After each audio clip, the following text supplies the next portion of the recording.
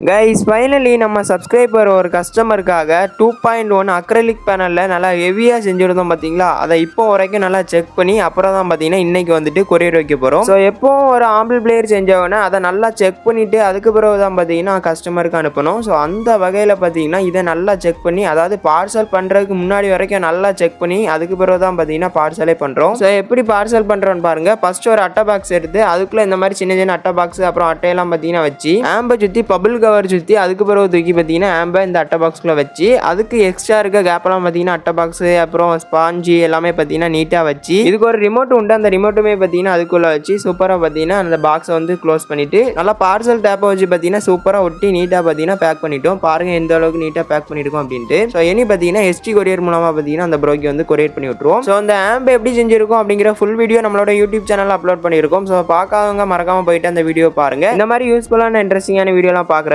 மறக்காம நம்ம சேனலை சப்ஸ்கிரைப் அண்ட் ஃபாலோ பண்ணி வச்சுக்கோங்க. நெக்ஸ்ட் ஒரு இன்ட்ரெஸ்டான வீடியோவில் சந்திக்கலாம். Bye guys.